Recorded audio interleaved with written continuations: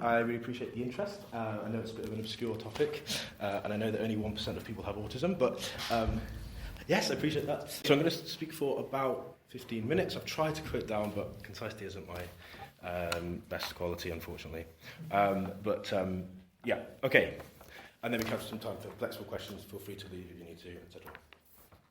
So to begin, I thought we'd start with what is autism? And I'm going to specifically be talking about what used to be called Asperger's syndrome, but that's apparently a politically incorrect term now due to the eugenics history of Asperger. But some places will still, just literally started today. Some places will still, in some countries and particularly Eastern Europe, they'll still diagnose it as Asperger's syndrome. So that's what I'm going to be talking about. It's now called Level 1 autism. It's the type that I have, and it's basically the type where you don't have any speech or movement impediments, but it affects you in more subtle ways. So the type of autism that I have is known as a hidden disability, although arguably, after talking to me for about half an hour, you can kind of see it quite clearly, but it's not it's not visibly present, even if audibly it might be. So that's what I'm going to specifically be talking about.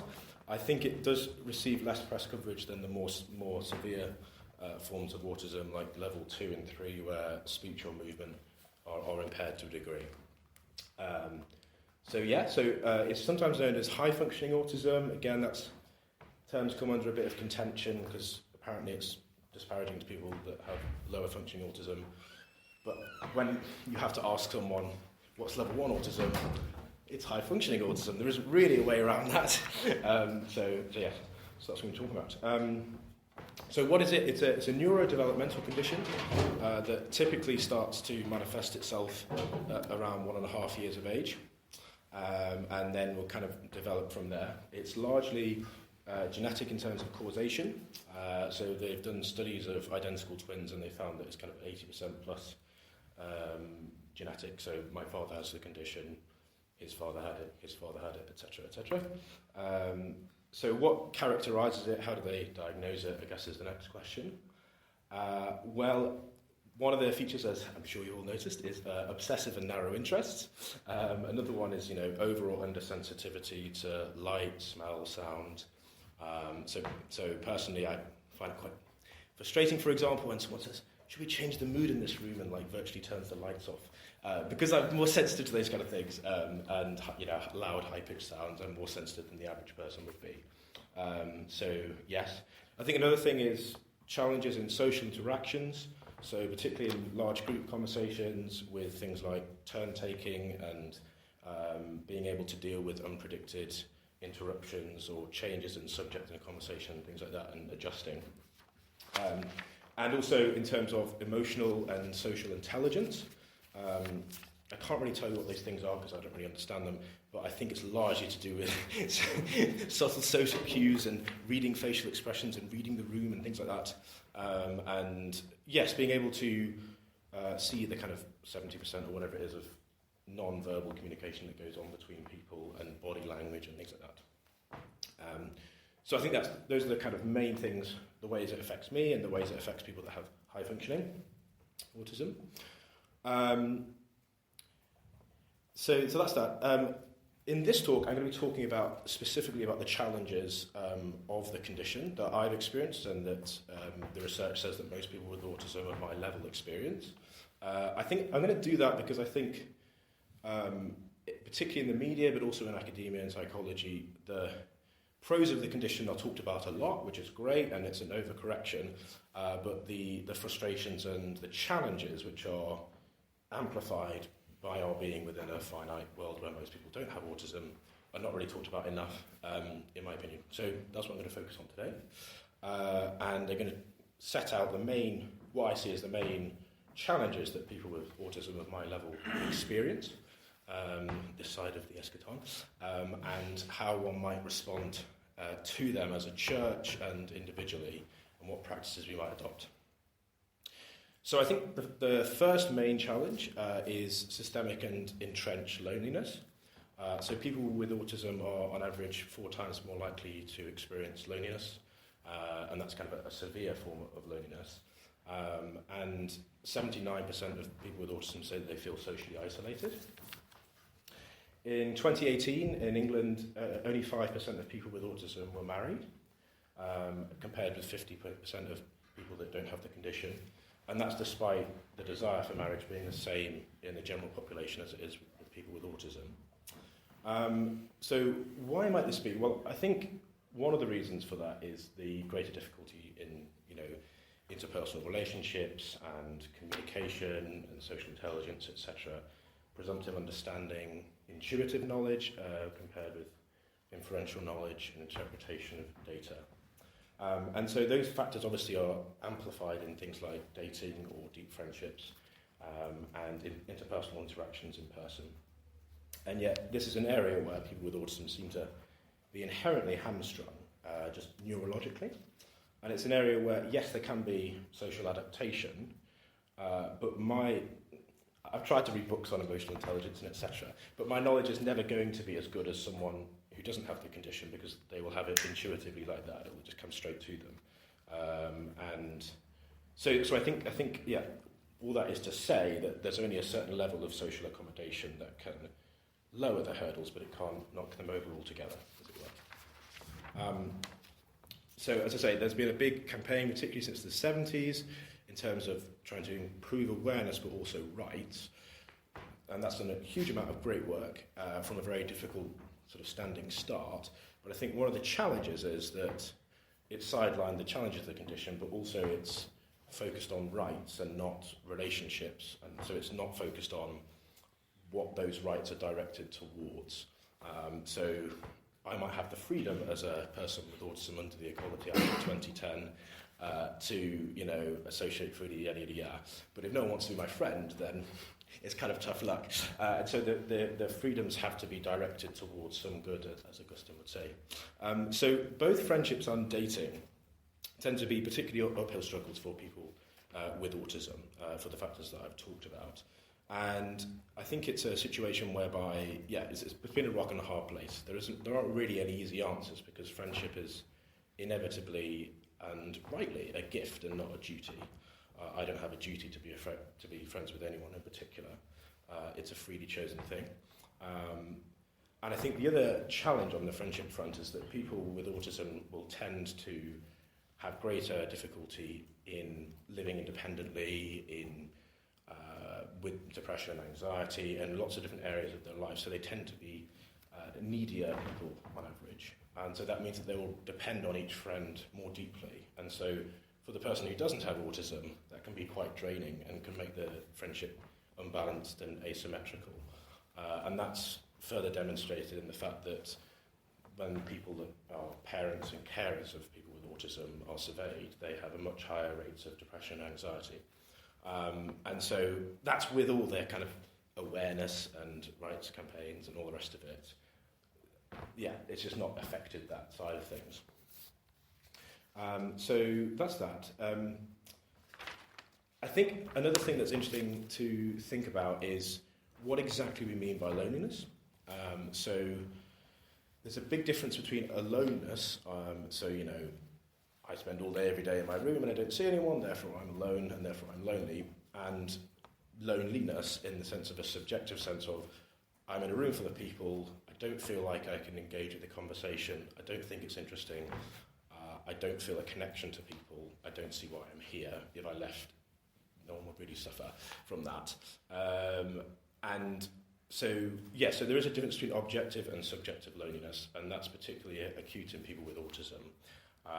And because of that, they can tend to seem snobbish or elitist because they are socially selective, because they want to have friendships where they don't have to only talk about the weather or shoes, but can talk about Augustine and eschatology, for example.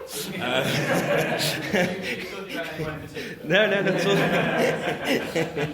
Although I did find it very difficult to talk to people at my college in Durham about celibacy and the Desert Fathers at lunch. It was a really painful time. But anyway, there you go.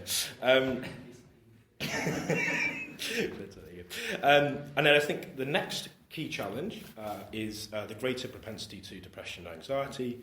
Obviously, there is a much more awareness and understanding and knowledge in this area, which is great, but there isn't a huge amount more of how exactly depression manifests itself in people with autism. It's a really interesting question, I think, because obviously the way in which depression is diagnosed is by examining what people say about their emotions. And the problem with a lot of people with autism is they don't really value emotions in the same way. They find them harder to understand. They can find them inconvenient. Then they don't follow the rules of reason and the systems of dogma. And so, they're very inconvenient things, you know. Why is it I've fallen in love with someone? Well, there's not really a reason. It's just something that happens. But why does it happen? And so it's a very frustrating situation. There's no kind of, but you know, but they have the wrong view on process theology. Like, how am I supposed to process that? And so, so how are you supposed to diagnose the condition? Never mind, give the treatment is a very difficult thing. There's also a lack of awareness and understanding amongst GPs, for example, and on the condition and how it works for people with autism. And they didn't actually trial antidepressant medications or cognitive therapies on people with autism before they introduced them. And so it's an interesting disparity there. And again, it comes back to the problem, a problem of the fall. I'll be generous, I won't say it's a problem of creation, but a problem of the fall, which is that, you know, there's only 0.5% of the global population have autism. And so what that means is that it's very difficult in terms of resource allocation to justify, let's have mandatory training on how we respond to depression in people with autism, because actually, you know, only 1% of people have it, and so is it going to be worth the investment and the funding and the money? It's always quite a difficult debate there.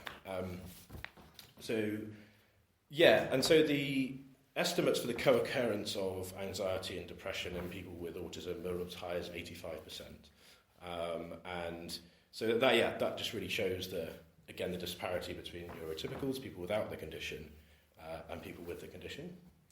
And people with autism are also 7 times more likely to commit suicide, and about twice, in terms of 14 times more likely to attempt as well. So again, another disparity there.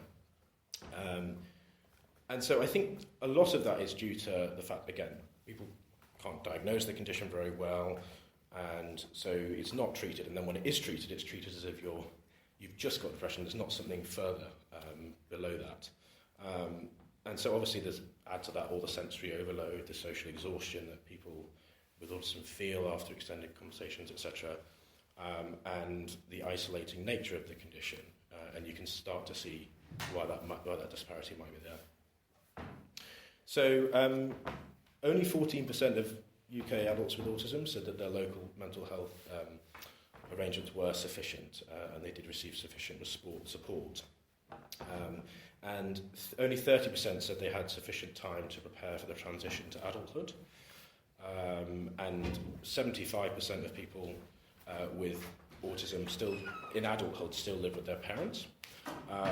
And so you can start to see some of the kind of, you know, despite all the social awareness and the improving treatment understanding, etc., it's not really a problem to be solved. It's a mystery to be experienced. It's a suffering to be alleviated. You can never really reduce it entirely. So, and then also on the employment front, and in 2020, only 22% of adults with autism were employed in any way, and sort of half of that were in full-time employment. So again, that shows some of the systemic barriers there.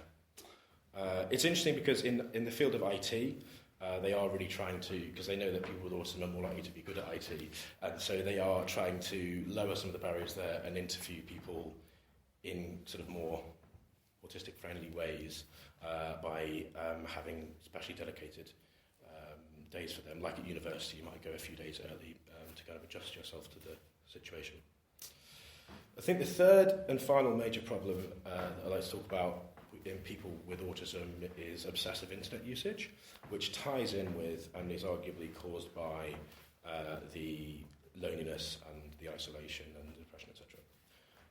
So obviously most people with autism use the internet more regularly and for longer periods. It's largely to indulge their obsessive interests, and also it's because you can communicate with people on the internet that are around the world that share your condition, because there might not be local people that have it, and you don't have to worry about whether or not your body language is expressing the right thing, or whether or not you're vibing with someone, or whatever it might be described as, or what your facial expression might be, or yes, and so and also I think that sometimes there can be a correlation with gaming as well, and addiction to social media, things like that. But that tendency is frustrating because it ties into people then avoiding or lessening the amount of time they spend engaging with people in person.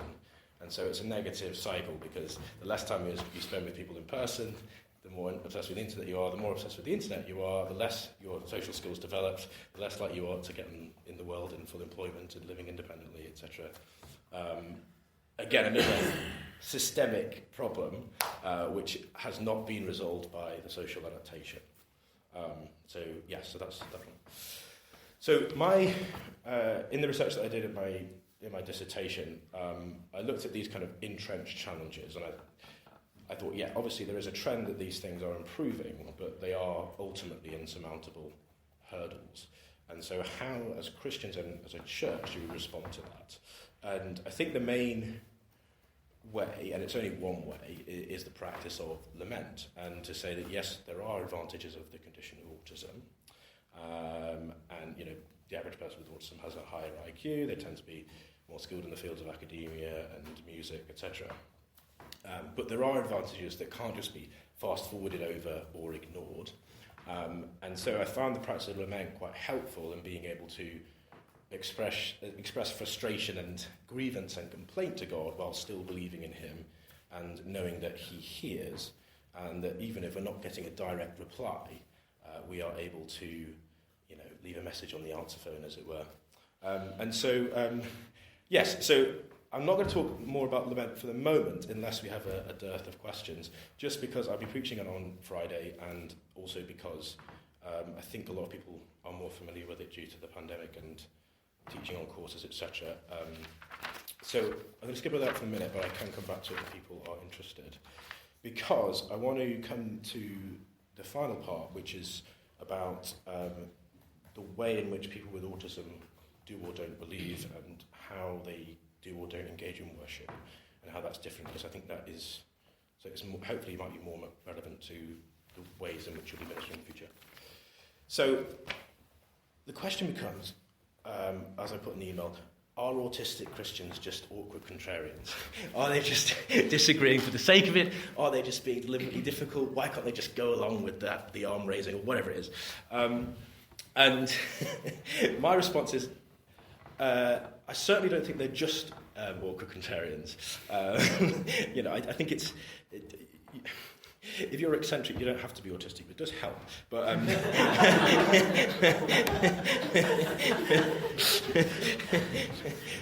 I would say that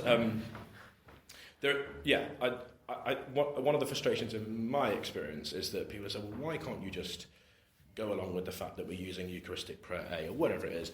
And for me, obviously, there's a logical battle to be had there, whereas other people, it's like, just experience something different, or try something new, or experiment, or whatever. And so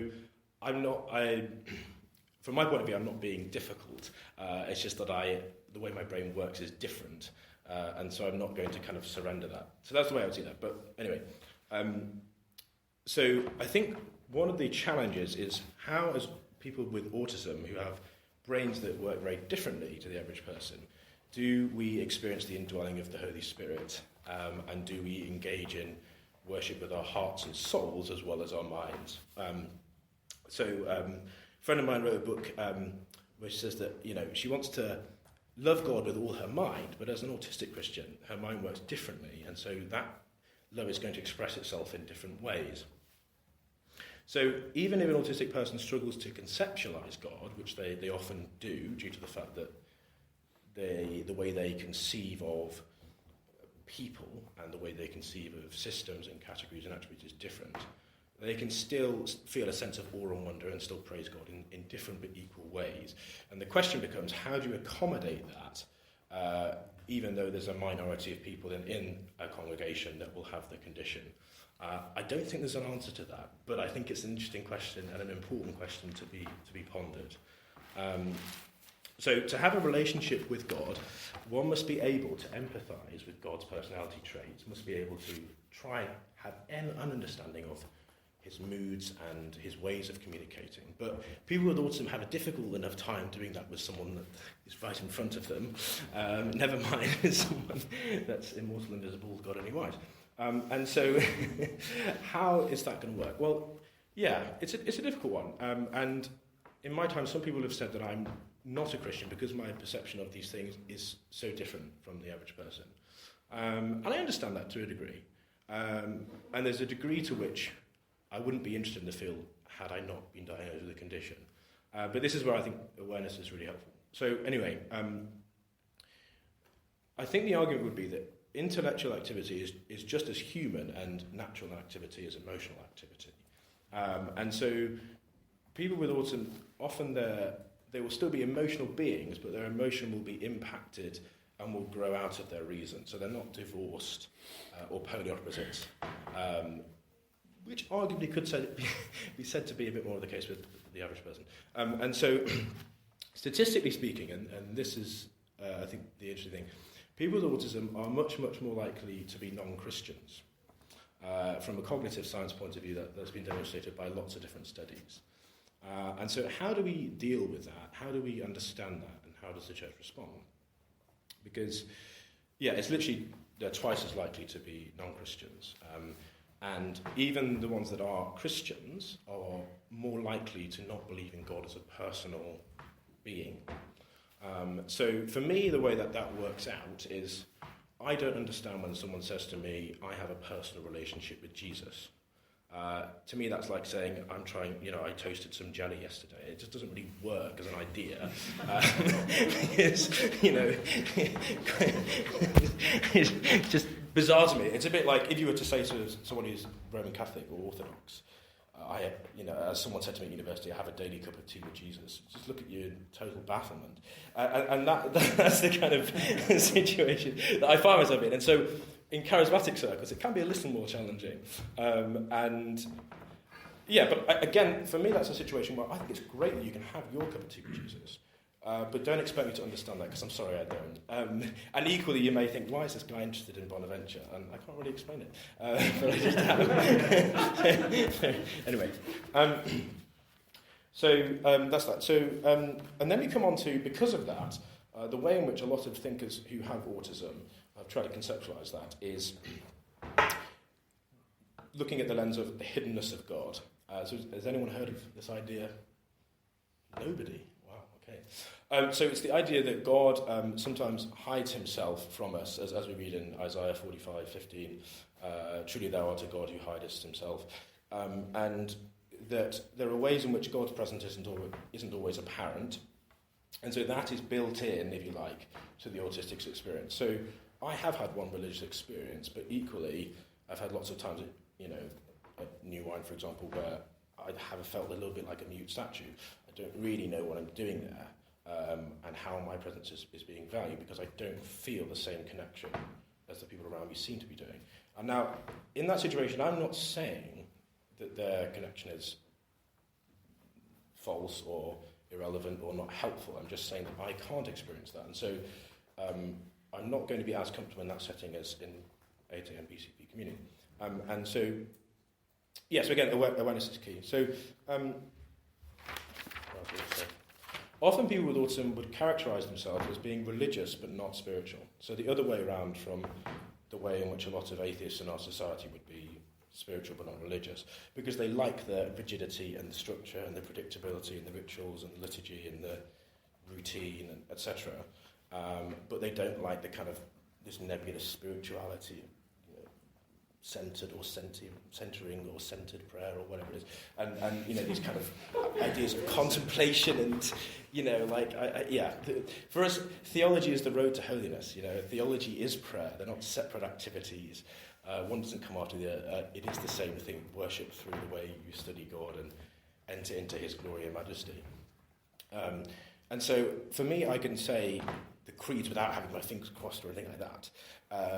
Not because I'm in a personal relationship with Jesus, but because I've read Irenaeus. And so it's a different way of computing. Because the way my faith operates is it is much more systematic and propositional, you know. Someone said to me, why do you believe that Pontius Pilate was responsible for Jesus' death, or whatever it is?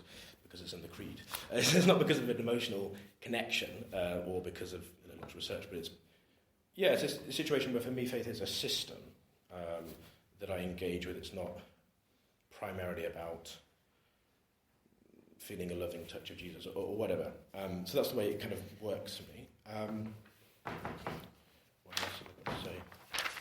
So people with autism can prefer to pray in a way that is structured in terms of having things to be thankful for God for, things to praise him for, and having it sort of sectioned systematically. And that's why the divisive lament is quite helpful, having a grievance stage, a complaint stage, a petition stage where they ask God for something, and a praise stage, because it splits it up into a system and makes it into discrete sections.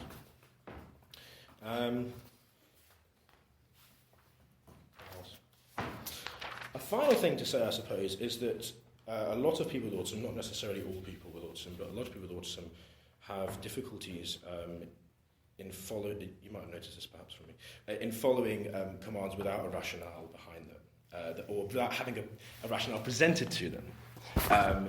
So that's sometimes called as oppositional defiance disorder or pathological defiance disorder, or things like that.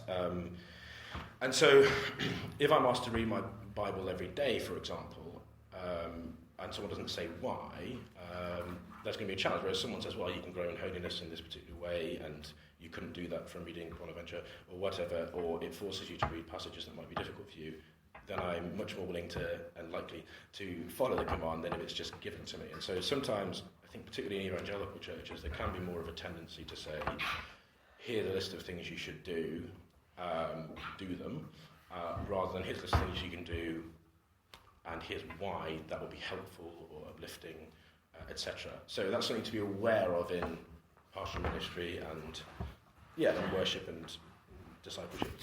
Sorry, can you name the condition again?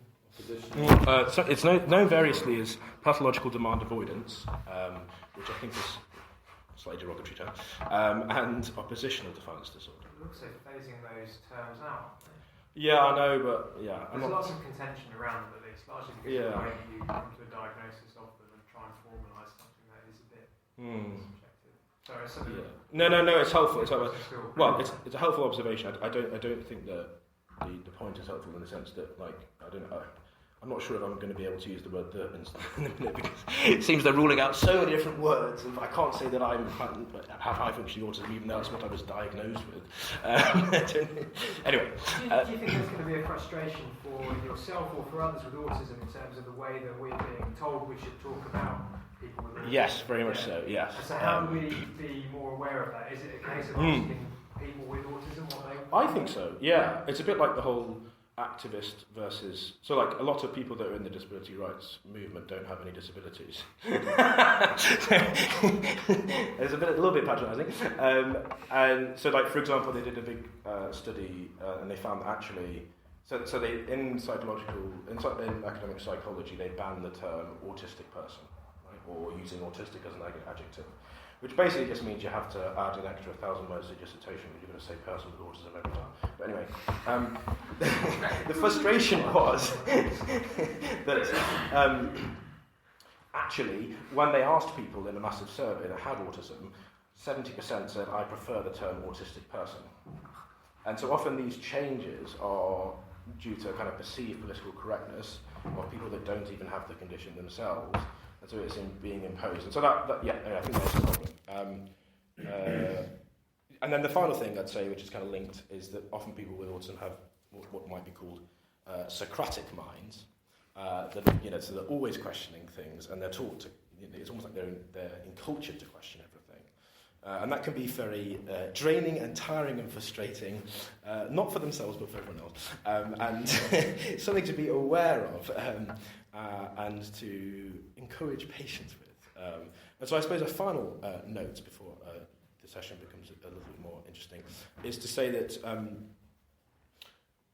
one thing I would like to encourage in a positive sense is more, obviously, awareness, understanding, all the cliches, but more than that, more patience and understanding that this whole faith thing is going to work very differently for people with autism.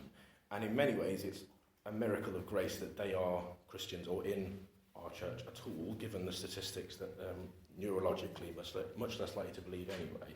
And so not trying to be too demanding, but equally not pandering either. And so I'd like to draw that balance. There you go. Thank you for listening. If anyone needs to dash off, please.